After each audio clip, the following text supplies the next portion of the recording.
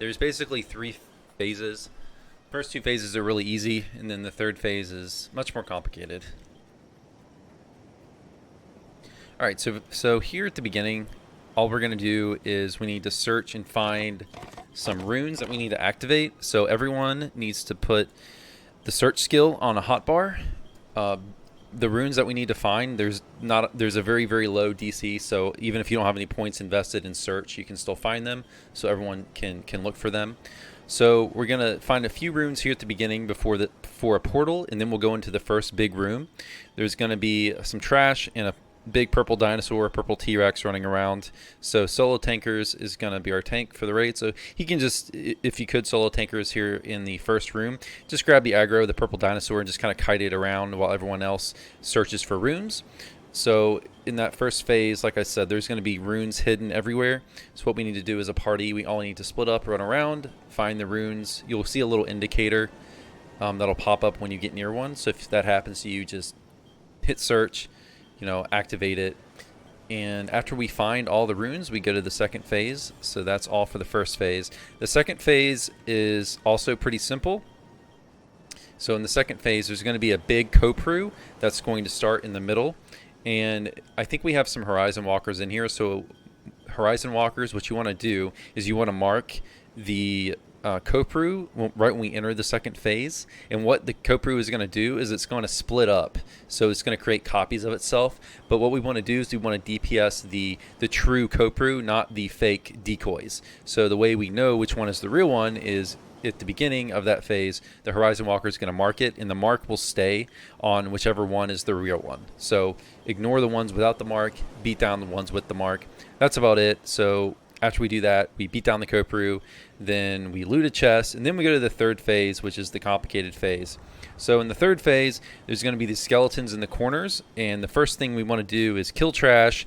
We want to run around and beat down the skeletons. So once you beat the skeletons down to a certain point, they will phase out and you won't be able to damage them anymore. You need to run to the next skeleton. So you need to kind of need to run around, kill the skeletons.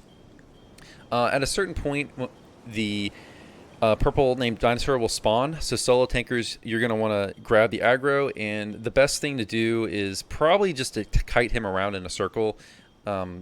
That's probably the best. I mean, you could try. I've seen some groups that just take him and stand still. So you might want to experiment. I'm not sure exactly what's the best way to do it. But the key thing to keep in mind about this third phase is there's a bunch of platforms. So there's a platform in the middle, and there's one platform in each corner of the room. The end room is basically a big square. So the thing to keep in mind, everyone needs to know, is when you're standing on the platform, your ability to be healed is severely penalized. You heal almost not at all when you're standing on the platforms. So keep that in mind. You don't want to stand on the platforms when you need healing. However, the reason that the platforms are there is you will need to stand on them at times. So the dinosaur boss, the big purple T-Rex, he will have this animation where he kind of tilts his head back and he looks like he's basically looks like he's about to throw up or something. When he does that, that means he's about to do his roar attack, and I'll try to call it out if I can. But when he does his roar attack, he does massive sonic damage to the whole party. So before he does that, you're going to want to jump on a platform, because when you're on one of these platforms, you will be protected from that damage. So if you don't get to a platform in time, you're probably going to die.